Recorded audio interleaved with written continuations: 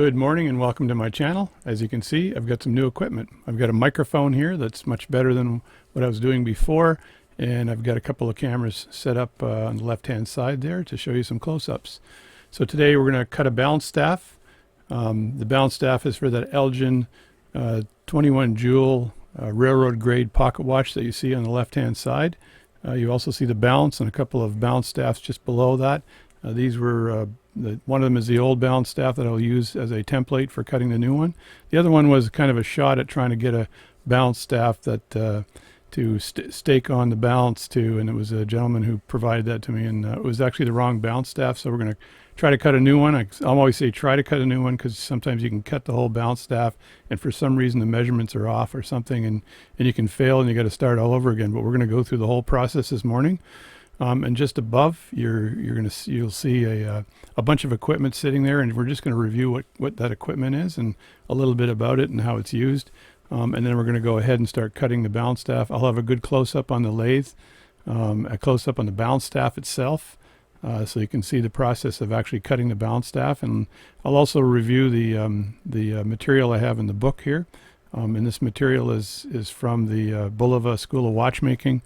It's got a really good description on how to cut balance staffs, and let's just try to start this off and hope everyone's healthy and hope everyone is having a good time this morning. I'm not working today, so let's get at it. Alrighty then, let's get started here. So I've got a bunch of equipment laid out here. I'm going to just try to review some of the stuff that I have here and how it's used. Obviously this is used for close-up. It's just a pair of goggles. I took one side off, but I'll probably put that on when I'm cutting the balance staff so I don't get any shards of metal in my eyes. It's pretty easy to remove, and I've got times 15 on here right now, and I can go up to times 20 and times 25 on these, which is kind of cool. But this gives you a real good close-up when you're cutting the staff. So let's move that out of the way. I've got a bunch of gravers here, so these are carbide gravers, and I think I've shown that to you before. They're Valorobe, V-A-L-L-O-R-B-E, Valorobe, there we go. And these are really tiny. So this one is 2 millimeters flat, so I got a 2F written on it. I got to move my hands over here so I've got the right imagery here. Okay, there we go. 2F, so that's a 2F graver. And it kind of looks like that, and I put that into the holder that I have. Let me just grab this here for a second. A little bit awkward.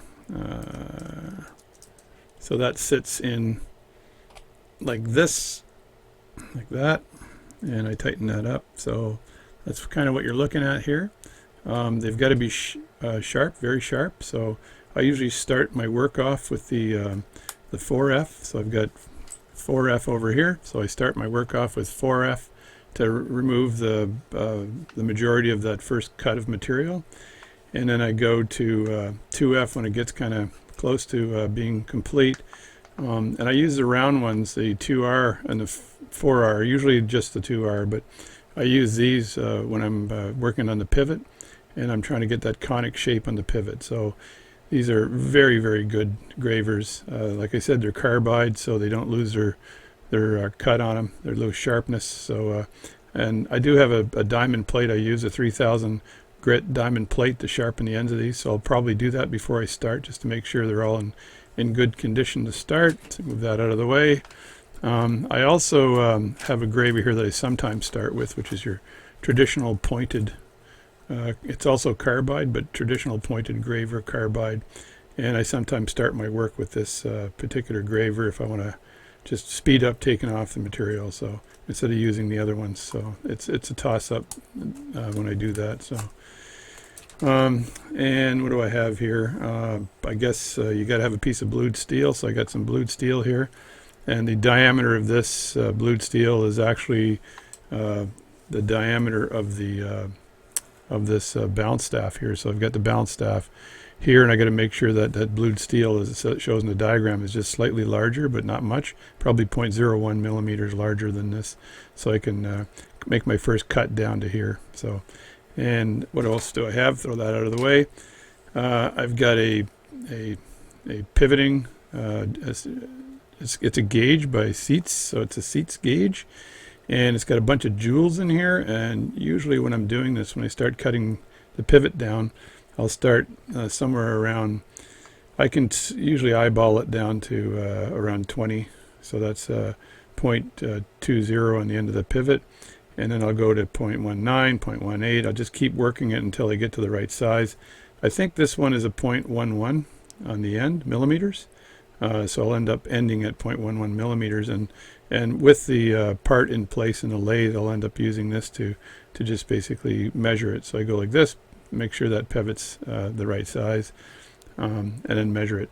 And I always make sure that the pivot that I'm cutting as part of this metal is just a bit longer than I need it to be, because you can't grow the metal, so you can't make the metal longer. Once it's cut, and you have to start all over again if you don't leave enough pivot on the end. So I have had circumstances where I've cut too much material in this part of the balanced staff, and then I've ended up having to compensate, and that's no good at all, because your balance ends up being either too high, which sometimes means it'll hit the center wheel, or just too low. In general, I'm not sure what it'll hit if it's too low. It'll probably hit the some of the plates on the watch if it's a bit too low. So it's got to be just right.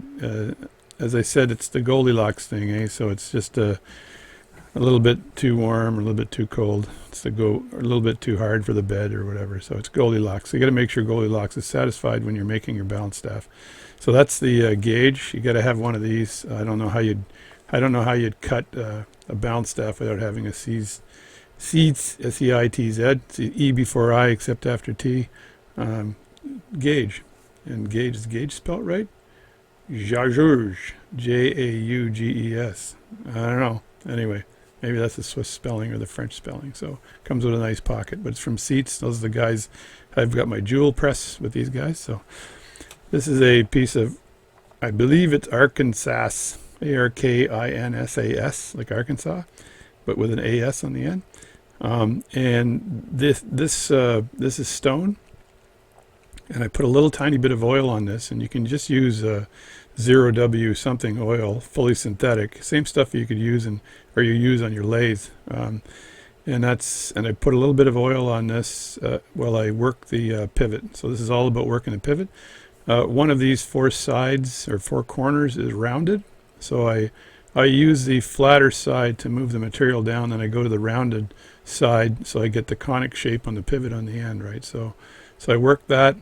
I've never used this gauge yet. It's a vintage. It's an old gauge just used for measuring stuff. So if it's this long here, and I can go to the balance staff and say it's this long there, I might use this to actually mark the distance on my blued steel where the lathe is running. That way I'm absolutely accurate.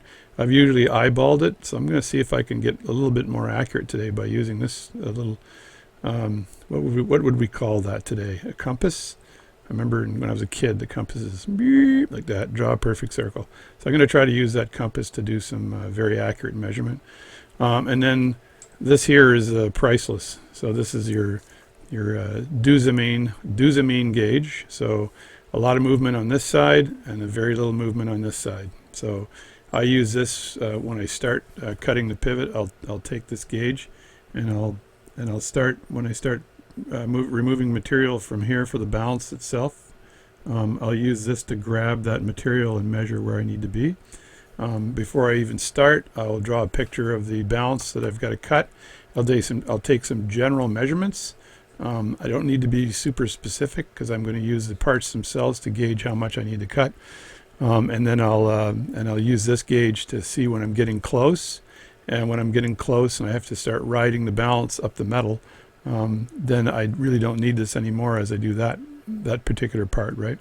So, but initially you need it to measure this, and then you need it to measure the next cut, and then you kind of need it to measure the cut here on the end, but you never measure the pivot. It's just not meant for doing that. It's precise, but not that precise. And then when you flip the material over, the balance that you've cut over, and you're starting to measure the roller table side here, this is the hairspring side. The roller table side, you're doing the same thing, right? You're measuring how far down you have to go from this perspective with this gauge, and then you're And when you're getting close to where you need to be and your part starts to slip on, because there's an angle here as you can see, you're friction fitting this, so you're measuring it starting here. So I see once I get to this part here, then I'm using the part itself to ride up here to make sure, just to make sure it's absolutely accurate. And I usually stop, because it's friction fit, you can stop right about here when you get like sort of the actual width of that material, right? So the thickness of that material, and you've got, you know, that much more left. So you're sliding it up to a position where then you can stake it on and it'll friction fit onto the rest, right? So I'll explain that a little later as I cut the balance. So not sure how clear I am in my explanation, but so there you go. So this is cutting the balance staff. This diagram just shows how much material seems to be like there's your piece of metal here, and this is how much material is remaining that you have to remove, basically. So if you could go and use your super duper laser cutter and your Klingon device or whatever you got, and you go zip like this, and all that metal is removed, you got yourself a balance staff. So I'm sure there's some CNC machines out there that can just cut the balance staff, because that's how they were done. All right, I had to move my camera a bit so I wouldn't have to move everything else on my table here. So as you can see, the piece of material is here. I do this actually when I put my blued steel into the lathe on the collet, and just rub your fingernail on the bottom of the lathe, push it up just a bit, so the material is just slightly, not really tight, just it is tight enough to stay there but not loose, sort of thing. So marginally tight, I'll say. And then you push your fingernail up, and that ensures that you got a center on that, and then you tighten it up. And then you can do your measurements here. Before I've just taken the balance staff itself and I flipped it around to kind of match what I wanted to cut, and I've eyeballed where that first cut is right here. So I've eyeballed that first cut on this material here, and I've made a mark. So I've done that quite a few times. That is a technique to take an existing staff, and I used a piece of Rodico to hold that staff in place, the old staff in place, while I made that mark to make sure I was absolutely accurate. I'm going to try to do that measurement like I said before, just measuring the old staff and fixing a point here, and then measuring the material and fixing a point there. And then I will take the old staff and then measure it against where I think that mark is. So I know my technique is working. This also works, but it doesn't always work, because if you've got a broken pivot on the end here, which is why you're replacing the darn thing, then where does this mark going to be, right? So it's a great book, but the broken or bent pivots on the end causes this mark to be in the wrong place. You'd have to actually estimate where you think it needs to be, and then put the mark in there and add a little bit more. So that's how that's done. I'm going to move the camera while we're looking at it here, so see if that works here. Yeah, there we go. So then I start doing the very first cut here. I use my little protractor, whatever you want to call that thing. It's not a protractor. Man, names of stuff. There we go. Just drew a circle with it. So the first thing you do here is you're going to cut that first chunk of material, and you're going to cut down to where the balance is. And when you get close, you're going to fit the balance on, like it's showing here. This, I'm not sure what's written here. I'm not going to read it, but I usually do a 3-degree slope on that, and you eyeball it. So another thing you can do is you put a piece of dark material on the lathe itself, so that the shininess of the lathe doesn't reflect against your eyeballs and make it difficult to get that 3 degrees.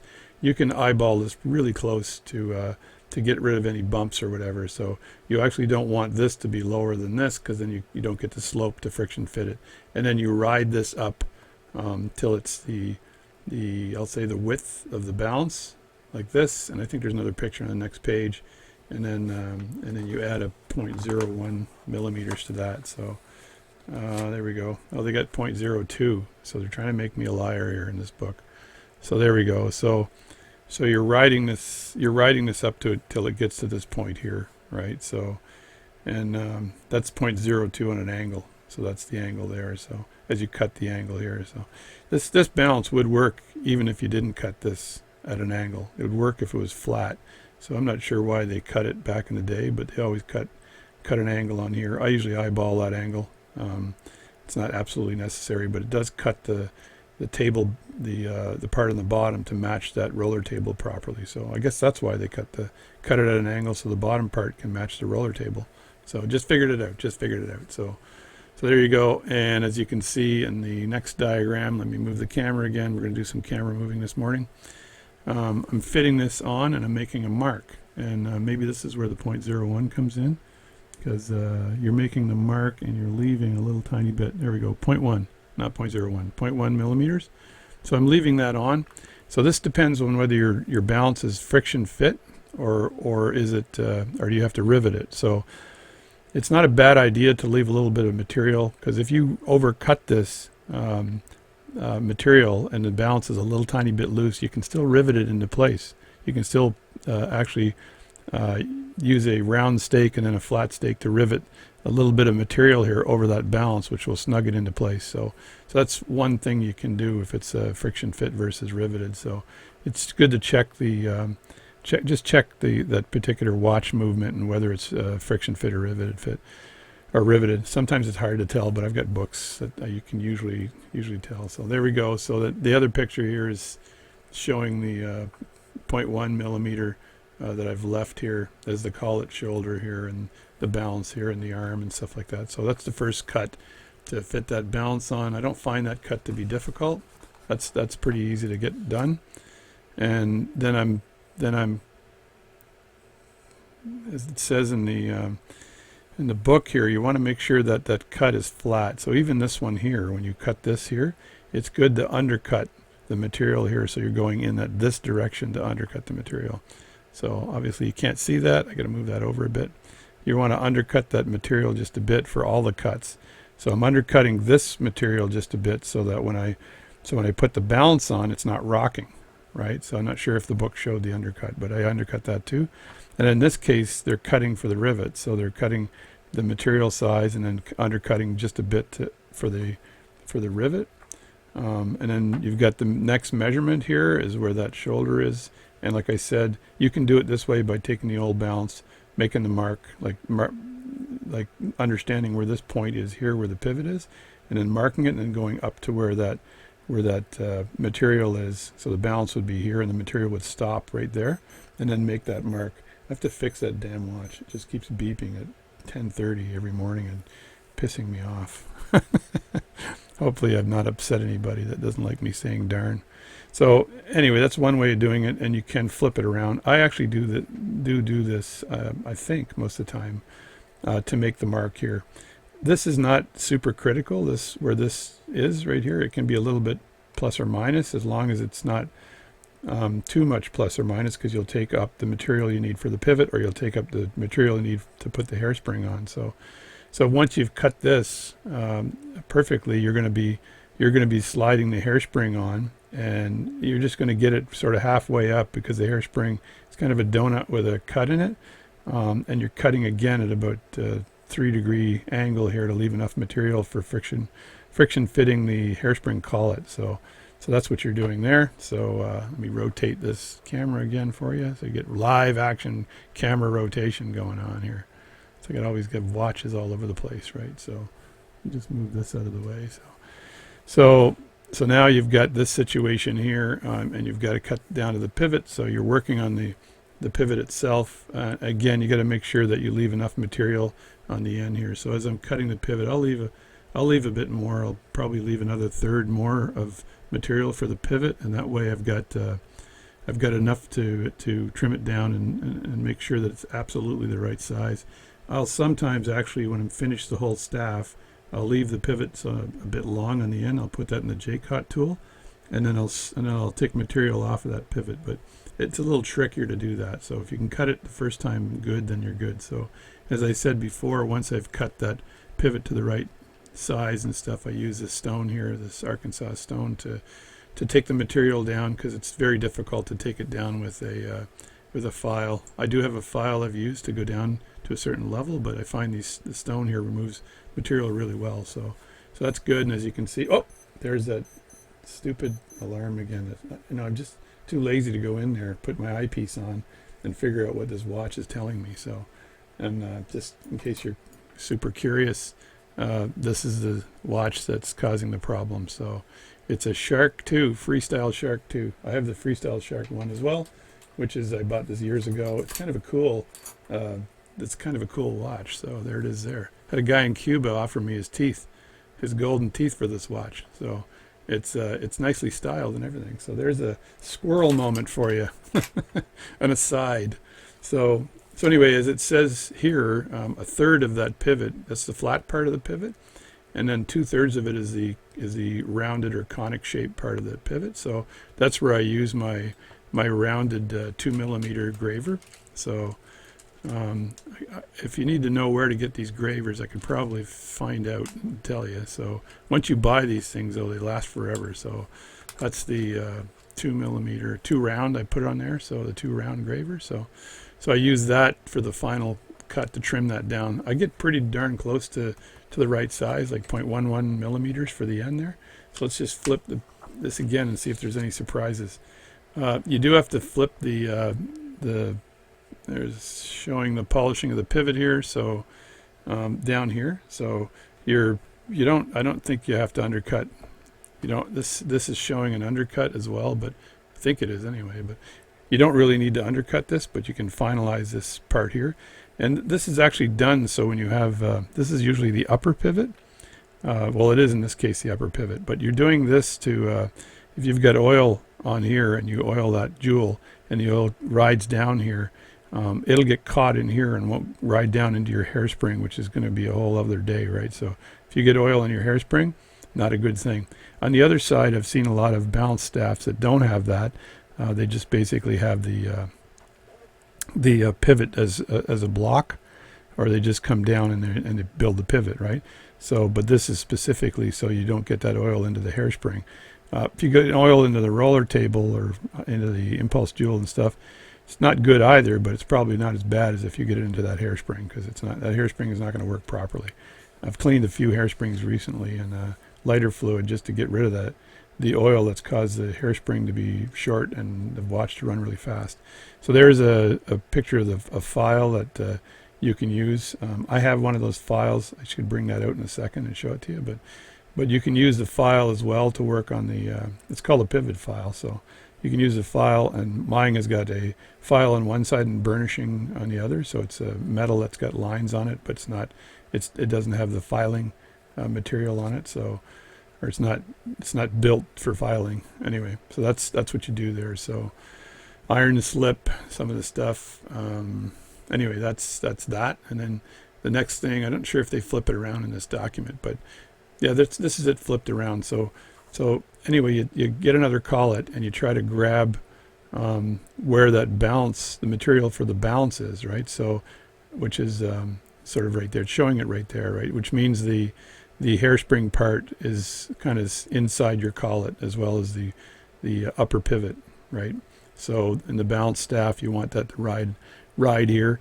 If you're having an issue riding it there, I've ridden the collet, or I've basically picked a collet to grab the hairspring side as well, and then grab that if I just for some reason didn't have enough to grab here and it wasn't stable. So once you grab that, and then you've got the rest of that balance sticking out, you can complete the balance on the lathe almost to the lower pivot, right?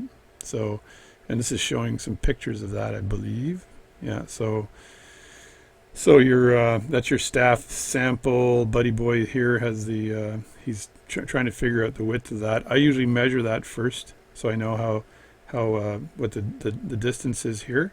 I measure that right away, so I know where my first cut's going to be and my next cut's going to be, and then I go back to it later and then I ensure that that's the right distance here, and then I also measure from the back of this to the pivot to make sure that I absolutely have the right distance on this back cut, right? So you do that, and you cut away the material for your hairspring, right? So that's how you do that. And then at the very end here, we've got what do we got here? Yeah, so we've got measuring the actual pivot size. So you can do that.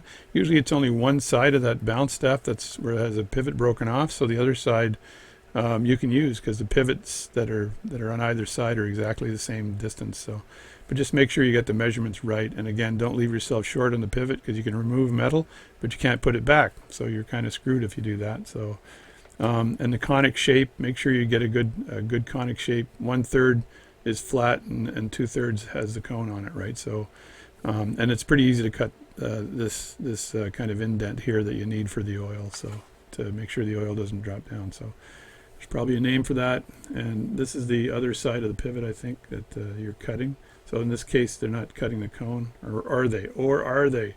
I usually cut the cone on both sides. I usually have this on both sides for oil. So and I think that's pretty much, yeah, that's cutting the hairspring side. Yabba dabba dabba, yabba dabba doo. Full length of staff, yabba dabba doo. So there you go. I'm going to stop and start again here for a sec. All right, so now we're looking at point of graver, yabba dabba doo. Yeah, this is just another way of doing it. So I've had a few people online that are pretty good watchmakers that have said, hey, you should be using a wax chuck, and so that's centered, and la la la, and yabba dabba doo, and yada yada yada. Anyway, I don't use the wax chuck. Too much of a pain in the wax for me, so I don't do it. I cut the whole thing on a lathe, and it's worked. So you can't argue that. There's a couple of guys online that I've bought videos from years ago that showed all being cut on a lathe, and so there's no reason to. I think Mr. Tasconi, who's in Mexico, I think he's a brilliant watchmaker, and he shows it being all cut on the lathe and not having to do this wax chuck thing. So it's in the book. So if you went to the Bulova School of Watchmaking, then you're waxing your chucks and you're chucking your wax. So there you go. So that's pretty much it for this. And then at the end of the day, you're going to take this, forget that part. Hopefully the balance cock isn't bent. But given it's not bent, you're going to be fitting that balance in as well. So you're going to take the balance staff and fit it in and see where I usually look in the back here where the balance cock sits down, and see if I've got gaps in there at all from a sizing perspective, and see if it's kind of free running. This is before I even stake the parts on, right? Because I may have to go back and trim this a bit, right? And then once I get that done, I'm able to actually put the balance. I'm not sure if it shows this, but this is the collet, yeah, hairspring. So yeah, no, this is more truing and stuff like that. But I'm able to actually put the. Let me go over here for a second. Yeah, I'm looking to make sure everything is there. Like in this diagram here, they show the impulse jewel here going into the mouth of the pallet fork, and it's got to fit in perfectly, and it can't be hitting the guard pin, and the guard pin's got to get into, if it's a double roller, into the double roller table, so it's working properly. So you're looking at all of that. So what I usually do is I'll fit the balance first, and I'll put the balance on, and then I'll put what I've made inside there with the jewels and everything else, given that that's all accurate, right? And then I'll take that out, and if I need to do more trimming or something else, I'll usually do that on a J-Cot tool. I have put it back in the lathe, because you can spin that back in the lathe with the balance on as well. If you've done a great job undercutting the part where the balance sits down on the shoulder, then you can spin that on the lathe and then remove more material if you need to. If that 1/3 part of the balance is not, as you can see over here, this is different stuff happening down here. Let me just go back to the balance, see if I can find the balance.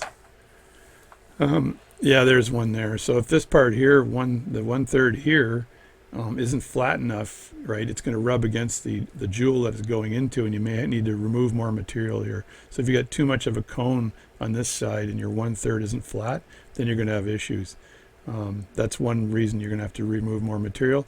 Or if the balance is the pivot on the end is a bit long, then you've got to put it in the J-Cot tool as well, and it's got a lantern fitting on it with holes, and you can actually scrape down the material on the end and then finalize it.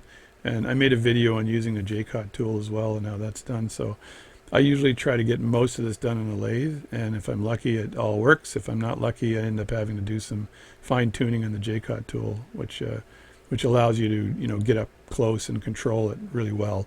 A lathe, you can control it, but you know, it's kind of free spinning pretty fast, so removing material can be dangerous. If at the end of the day you remove too much material or something, then you got to start all over again.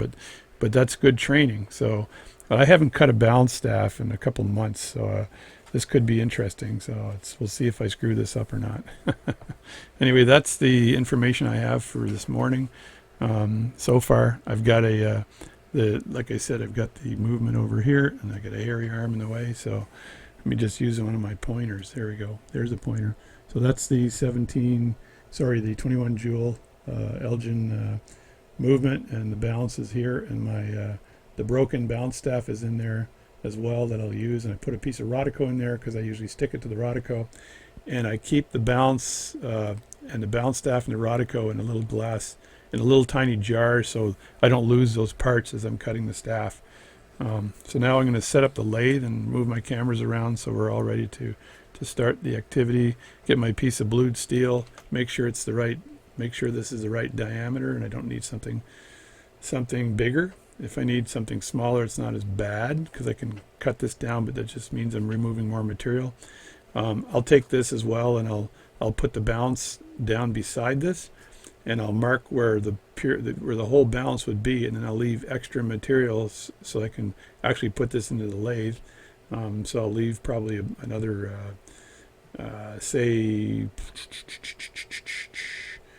if this is a 1/2 inch, right, I'm leaving another 1/8 of an inch or 1/4 of an inch maybe, so to grab that, right? So, and then when I flip it around, I'm having to cut this away, like cut off the part, flip it around, and then go ahead. So anyway, that's that. So let's just get started with the measurement of the blued steel and the measurement of the balance and all that kind of stuff.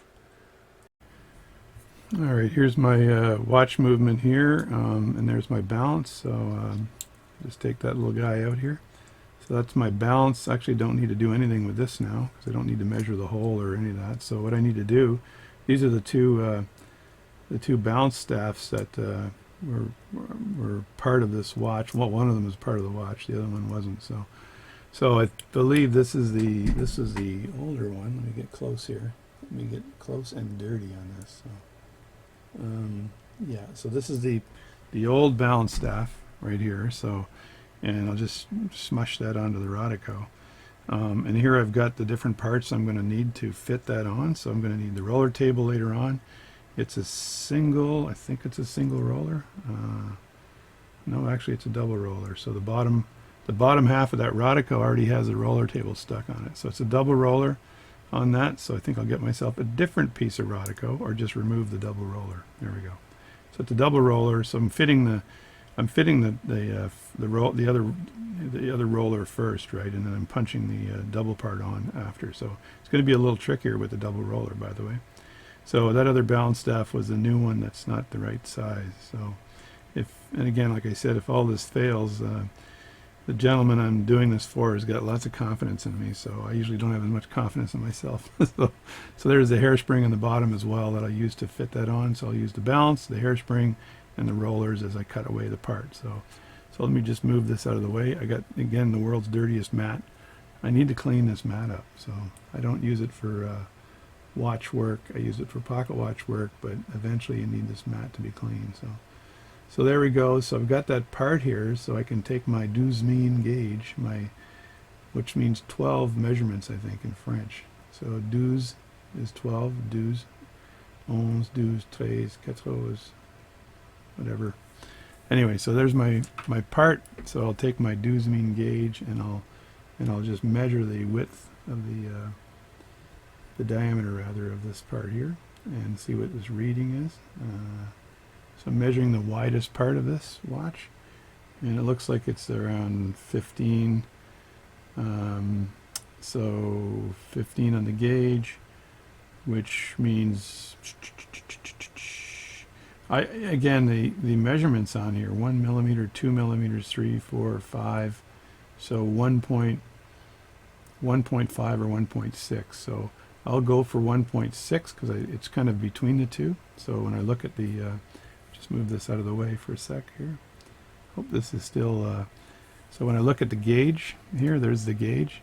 I'm riding at about, turn that the right way, so that's probably inverted and reversed, but anyway, I'm riding around there. So it's just above that mark, so it's at about 1.5. It doesn't really matter because you don't need to know what it is as long as you go back to that same mark when you measure your material. So if I take my material here and I look at what that is, so that's measuring at, it's measuring around 20, right? Which means I got to cut a boatload of material away to get to that, the diameter that of the actual balance staff. So I need a different piece of blued steel unless I want to wear out my gravers. So always measure it 2 or 3 times to make sure you're not screwed up in your head. So I want, that's where this is here right now, so I'm grabbing that at this point now, and so that's where that is there. And where I want it, I'll take the metal out of there, and I want it right about here. Well, it takes a lot of time to take this much material away to make that much blued steel, so you're better off finding a piece that's a bit bigger. So let's go do that. So here I have boatloads of blued steel, and what I do is I just go in and I start measuring it all until I think I've got the right size, right? So, and I've done a bit of that, and I've got one that seems like it's so pretty good, so we're probably going to use that and go from there.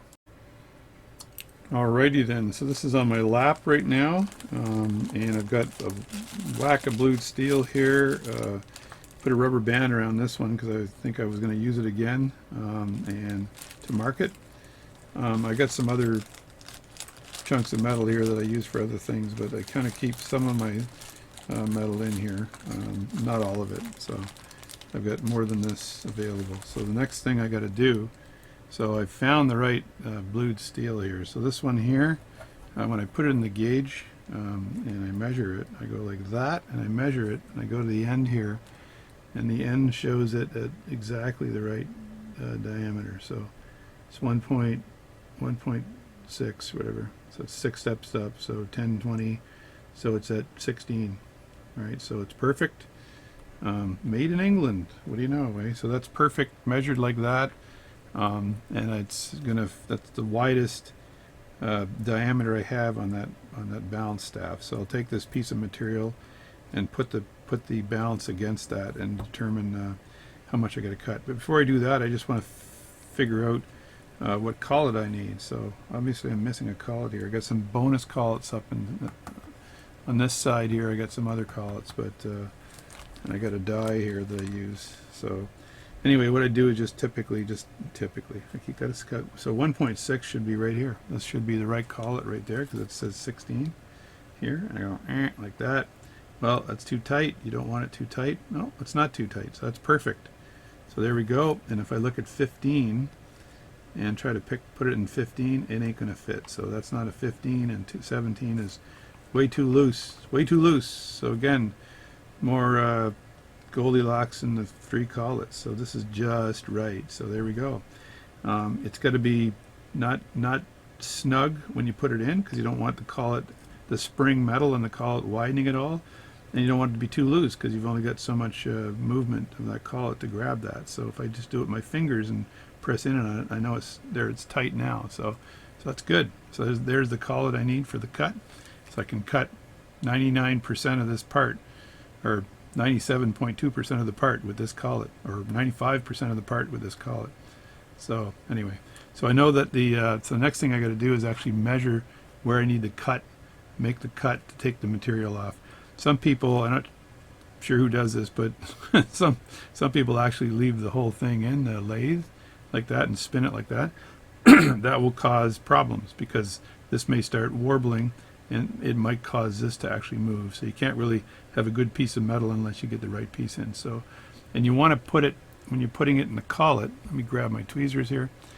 You want to just, if the balance staff is here, I'm going to kind of take a file and file the end off of this so it's nice and flat to start off with. I don't need to, I'll just put that in a vise and file the end off to prep the material.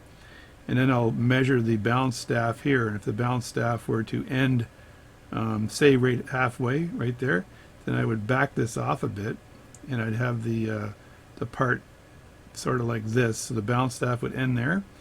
And so I can, so that would be the lower pivot. I can cut it away right here, do a cutaway right here, And then when I flip that around and put it into the lathe again, I don't have a lot of material there. So I'm going to cut it away there and then flip it around. I don't have like all this bonus material that I got to get rid of. So it's you know, you get the balance, the length of the balance itself, and then enough material here that you can do a cutaway on this. So you can part the material, as I guess they call it. So you get to part the material, then flip this around and then recut it. So there you go. That's the right material, and that's the right balance staff. So let's just measure where I need to make a cut to get my stock of material, my piece of material to cut the balance. So, and I think I've read it's supposed to be about a 1/2 inch, but really you want it just to be more than enough to cut it away and enough to leave enough material so you don't screw yourself on the pivot side. Oakley dokley. So there's the old balance. I'm trying to move my microphone a little closer so it sounds clear. So there's the old balance there, the old balance. So what I want to do is cut a piece of material off here. I'm going to get this off the collet here. So pick the side, hoping this material is absolutely, there's no bending in it because that'll cause an issue. So I'm looking at the material here. So I'm probably going to flatten, like take material off the end of if I use this side, let me round it up to the other side and see what that looks like. So this might look a little bit better. So lay that down there. So there's my balance and there's my blued steel. So I got to leave enough on the end here for that pivot, and then there's the end there. So I'm probably going to cut the material right around here. So that's where I'm going to cut it. I could use my my new measuring device, my compass, to actually measure this balance staff here, but this is the old one, so it doesn't really matter. So I want to cut that material probably right around here, because I want enough to cut away when I'm finished, and I want enough to be able to grab that thing. So we're looking at around, I can use my dues mean gauge again and widen that up. So if I'm looking at a cut of around right around there, so that's around 100. It's around 100. So that'd be 1 centimeter, I guess, I think. So, or 1 of the 20th. That's why it's called a dues mean, maybe. Anyway, so that's where I want to cut it right there. So I'm just going to mark that, and I'm going to take a hacksaw. I'm going to put that in a vise, and then take a hacksaw and just cut it off. So I got myself a piece of metal to work with, and I want to finish the ends here so they're not, because if they've been used before, they're going to be a bit rough or whatever. Finish both ends so you don't have to do that later. I don't have to finish this end because it's going to be cut away with a graver. So that's what's going to happen. I think that's all I need to do. I might, while I'm down here, make some more measurements, right? So if I look at this particular part here, I've measured here already at 1.6. I'm gonna have to get pretty close with my my loop here, so just pardon me, but that's, so I'm saying that's 1.6 or 16, however you want to say it. So it's the 16. So the hairspring, which is on the other side, let me just use my Dussamin gauge to move that around. There's the hairspring side, and the hairspring is at hairsprings at 0.8. So that's 0.8. So I'll just do some writing here. So that's the hairspring side is 0.8, right? And then I want to know where the balance is riding itself, right? So that's the balance side, and there's not a lot of material there to measure, but I can do an initial measurement here. So grab that here, and then this I may have to put this in some Rodico to measure this, but it's getting a little sticky. I need to throw this or clean this off with Rodico. So this side here looks like it's just above 1. So if I say it's, you don't want to go under, so you want to go 1.11, I'll say. So it's 10 and it's 11. There we go. I grabbed it nicely there, and that's showing up around 11. So just put that against the shoulder there. So it's just above 1, but I'll cut it at 11 or 12, and then I'll work the material down. So let's just be safe here, and and I know it's sort of 1.1, but I'll cut this at 12, and this is 0.8, so I'll cut this at 1. That's the hairspring side, that's the balance side, and if I put that this way, I want to check the roller table side, right? So there's the roller table. So let's just, I do say so a lot. So what? So anyway, so. It's a Canadian thing, I think. So there we go, and measured twice, cut once. So this is showing me 11. And so this is 11, right? Which is almost the same size as the balance, right? So 11 or 1.1, however you want to read that, on the Duzamine gauge. Let me tuck that in to make sure it's absolutely the right one. So it's just above 11. So 11 and a half. That's tucked in nicely at 11 and a half. So that would be, I'll put 1.2 down. So I'll cut this thing to, I'll leave it at 1.2 even though it's 11 and a half. So here I'm cutting it at same as this, I guess, 1.2. So this is around just over 1.1, and that's the roller table side, RT, roller table, right?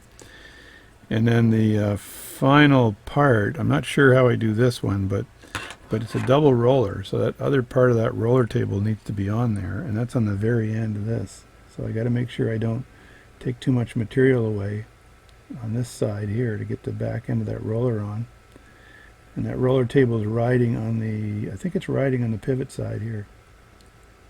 And that's not conic, so it'd be riding on this, and that's showing at 6, like 0.6. So that's 0.6, and I just have to make sure I'm right here. I don't want to screw this up, especially if it's a double roller. So let me grab the roller table for a second here and make sure I'm right. So I think that roller table slides on.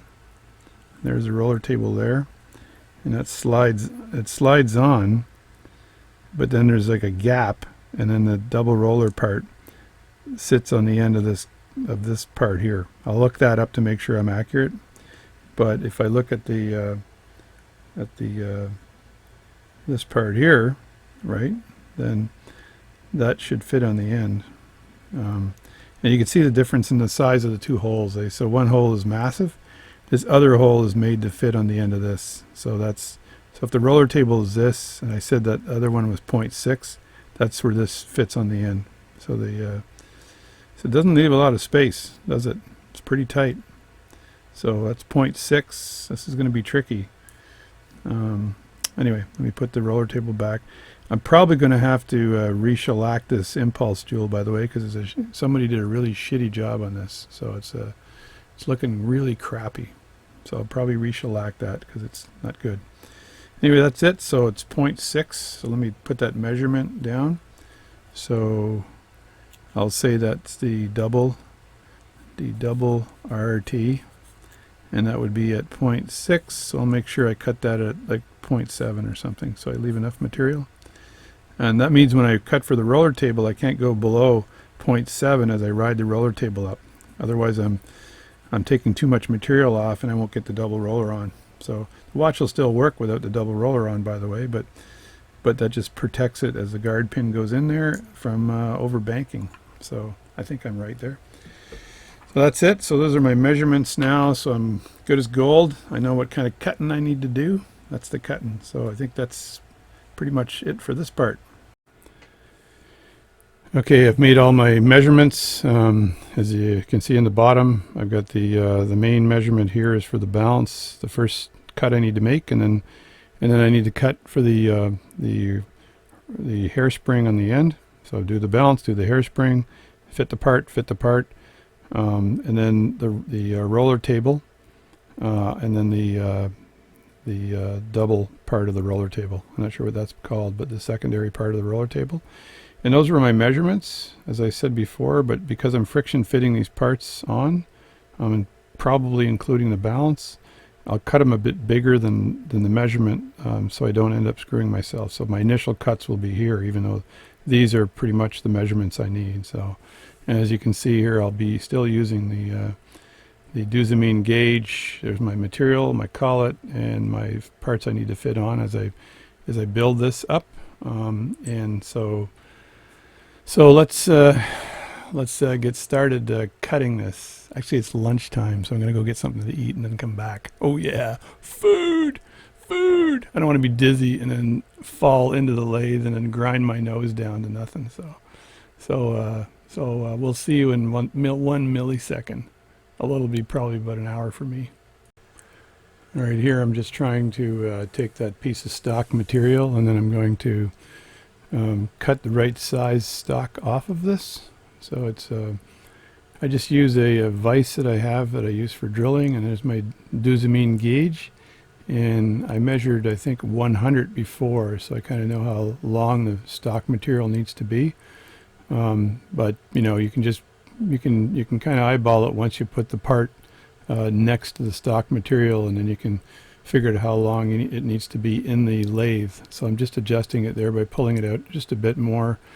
And I'm going to use this nice saw I got, and I'm just going to saw that piece off. A lot of times I'll use my Dremel tool to cut that and finish it off, and then I've got myself a piece of stock material that I can use in the lathe. I also use a file after I've cut that stock material off, just to trim the ends so that they're in good condition. I don't want to trim the ends, and I don't want to cut the material there and then put it in the lathe and have to deal with graving off the rough ends. So I just, you know, put that back into that vise that I've got, and then get my file out, and I basically do both sides just in case you decide to flip it the other way to cut the part and you flipped it the wrong way. So I do both sides, which is good, and then fit that in and get my file out and start a filing. That's what I'm doing.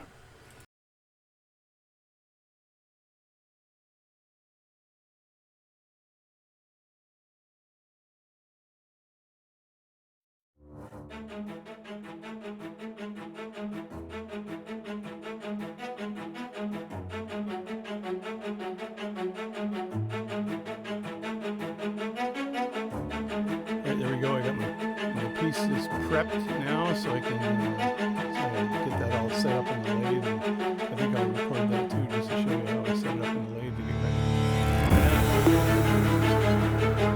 All right, one more thing before I eat lunch. I usually rubber band this stuff here. Rubber band. Stuff. So no recording problems. I rubber band the piece of blued steel that I have, and that's to make sure that if I screw this part up as I'm cutting it, I can go back and use the same blued steel. I don't throw that in with the rest of it and have to go find it again, right? So that's why I rubber band the thing. So just a little bit of advice. So let's go ahead and cut that part. I had a bit of an audio issue when I was making my lathe videos, and it turned out to be choppy. I'm not sure why it was choppy, because initially it was fine, and all of a sudden it became choppy. So I didn't check halfway through, and I made a whole whack of clips. So what I did was I made sure that the clips were done at times 10 speed, so you wouldn't have to sit through a lot of choppy voice. Because I did talk about a lot of technique and everything through this, but you've already seen that through one of my other videos. So it's not the important part of this video is actually the front end and the equipment needing to set this stuff up. And you'll see the cuts anyway, and you'll see how it's done. It's a little bit in fast motion, so stand by and hold on to your seats and enjoy.